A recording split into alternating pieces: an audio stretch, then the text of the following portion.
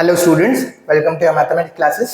चलिए स्टार्ट करते हैं हमारा नेक्स्ट क्वेश्चन है क्वेश्चन नंबर 4 का फिफ्थ पार्ट। क्वेश्चन नंबर 4 का फिफ्थ पार्ट क्या कह रहा है? cos of A minus sine of A plus 1 upon cos of A plus sine of A minus 1 equals to cos A के plus cot of ए। तो हमें क्या करना है? एलएचएस में हमें cos और sin की टर्म्स में क्वेश्चन दिया हुआ है और आरएचएस में हमें cos ए प्लस cot ए प्रूव करना है। तो हम क्या करते हैं? सबसे पहला स्टेप हमारा ये होगा कि हमारा जो एलएचएस है वो इन टर्म्स ऑफ आरएचएस दिखना थोड़ा सा शुरू हो जाए। तो सबसे पहले तो ये जो cos और sin है ये cosec और cot की टर्म्स में लेके आते हैं। ये जो cosec और cot की टर्म्स में लाने के लिए हमको एलएचएस में क्या करना पड़ेगा? हम इनको न्यूमरेटर और डिनोमिनेटर सबसे पहले तो लिख देते हैं हम टेकिंग एलएचएस। हमें क्या करना पड़ेगा? न्यूमरेटर और डिनोमिनेटर दोनों को या तो cos से या sin से डिवाइड करना पड़ेगा। अब ऐसा करके हमको सबसे पहले एक बार हम वर्बली चेक कर लेते हैं कि cos से करें या sin से करते डिवाइड, न्यूमरेटर डिनोमिनेटर दोनों को। तो मैं देखता हूं अगर cos से अगर मैं न्यूमरेटर और डिनोमिनेटर दोनों को डिवाइड करता हूं तो cos upon cos is 1, sin upon cos is 10। तो एक से ही पता चल गया मुझे 10 मिल रहा है और आरएचएस में cosec और cot है, तो 10 की तो जगह है नहीं। तो हम क्या करेंगे? cos को कैंसिल करके sin का चेक करते हैं कि sin से डिवाइड कर सकते हैं या नहीं। तो cos upon sin is cot, RHS में cot है। sin upon cos sin upon sin 1 तो यहाँ पे भी है और 1 अपॉन sin इज cosec। हमें आरएचएस की cosec और cot वाली टर्म्स मिल रही है। तो हम क्या करेंगे? सबसे पहले dividing numerator and denominator by sin of a। ये सबसे इंपॉर्टेंट स्टेप है। sin a से हमने न्यूमरेटर डिनोमिनेटर को दोनों को डिवाइड करना है। तो हम क्या करेंगे? सबसे पहले लिख देंगे टर्म्स क्या क्या है। cos a minus sin a plus 1, इसको डिवाइड किया किससे? sin a से, न्यूमरेटर को भी और डिनोमिनेटर को भी। cos of a plus sin of a minus 1 upon में sin ऑफ a। अब ये साइन है जो डिवाइड किया हमने न्यूमरेटर और डिनोमिनेटर दोनों में, तो ये साइन cos के नीचे भी जाएगा, sin के नीचे भी जाएगा और 1 के नीचे भी जाएगा। और सिमिलरली हमारा डिनोमिनेटर में भी यही स्टेप होगा। तो cos जब sin के नीचे जाएगा, cos upon sin of a is cot of a, minus की जगह minus, sin upon sin is 1 upon plus की जगह plus 1 upon sin a, 1 upon sin a is cosec of a। तो यहाँ क्या लिख देंगे? cosec of a। ये बन गया हमारा न्यूमरेटर। अब डिनोमिनेटर में क्या होगा? cos upon sin is cot of a plus sin upon sin is 1 minus 1 upon sin is cosec of a।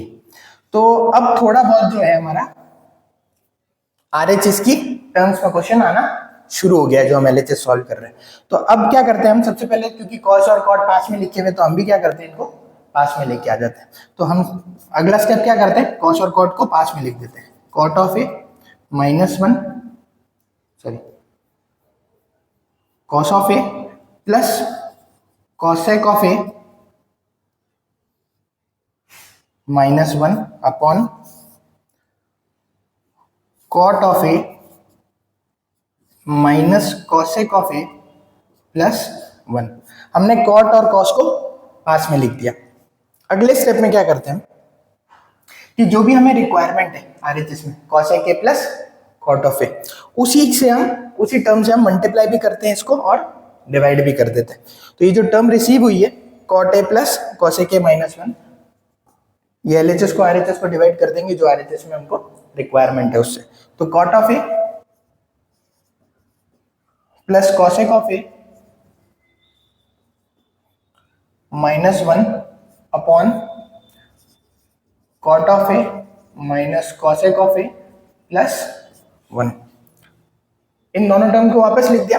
अब स्टेप क्या लेना है? नेक्स्ट स्टेप हमारा ये था कि जो भी आरएचएस में चाहिए, आरएचएस में क्या चाहिए मुझे? cosec of a plus cot of a, इसी टर्म से मल्टीप्लाई भी करना है और डिवाइड भी करना है, प्लस cot ऑफ a। अच्छा, ऐसा क्या करने का क्या रीजन है?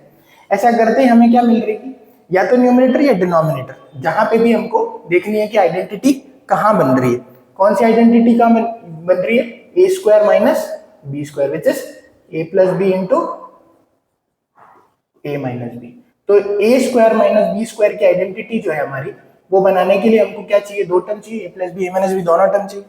अब हम देखते हैं न्यूमरेटर में तो प्लस है, यहाँ पे भी प्लस है, तो ऊपर तो हमारे को ये आइडेंटिटी नहीं मिल रही है स्क्वायर माइनस बी स्क्वायर की।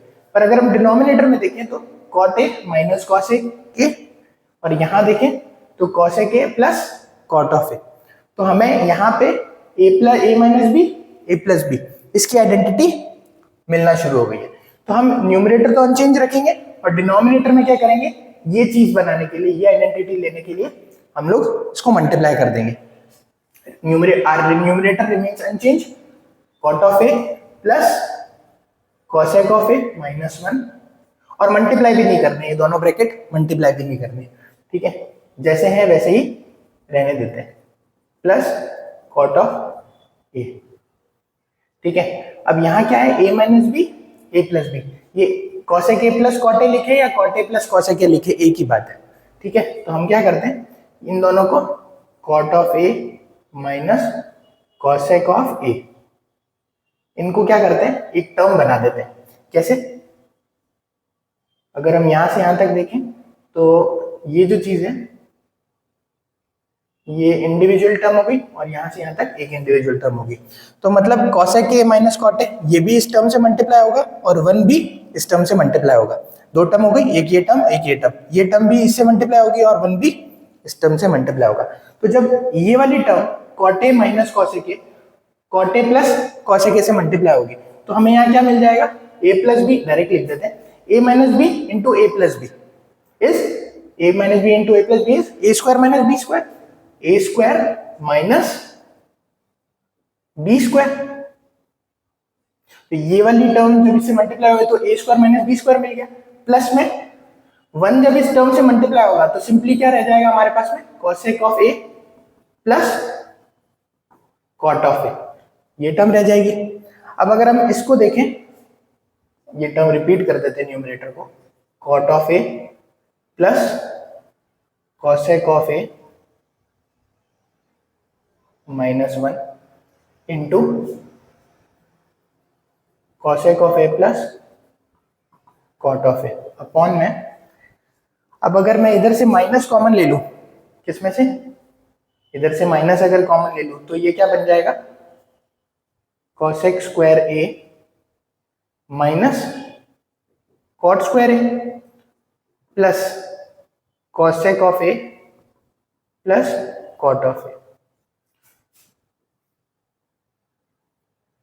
अब यहां पे ये माइनस क्यों कॉमन लिया? ताकि मुझे आइडेंटिटी मिल जाए cos square A minus cot square A. तो ये आइडेंटिटी मुझे क्या कहती है? Cosec square A cosec square theta minus cot square theta is 1। तो इसकी पूरी टर्म की जगह मैं क्या लिख सकता हूं? 1, न्यूमरेटर अनचेंज्ड माइनस 1, और यहां क्या लिखा हुआ हमारे? Cosec of A plus cot of A. यहां हमारे पास में क्या मिल गया? माइनस का 1, और प्लस का क्या लिखा हुआ हमारे पास में? Cosec of A plus cot of A, ये चीज लिखी हुई थी। अब अगर हम न्यूमरेटर में देखें तो हमको ये एग्जैक्टली ये वाली टर्म न्यूमरेटर में दिख रही है। कौन सी? -1 है, प्लस का कॉट ए प्लस का कॉसेक ए, प्लस का कॉसेक ए प्लस का कॉट ए। तो ये पूरी टर्म कैंसिल आउट हो गई हमारी न्यूमरेटर की इस टर्म के साथ में, और जो भी बचा वही हमारा क्या है? आरएचएस है। जो बचा वो क्या है? cosec of a plus cot of a. This is our RHS, hence root.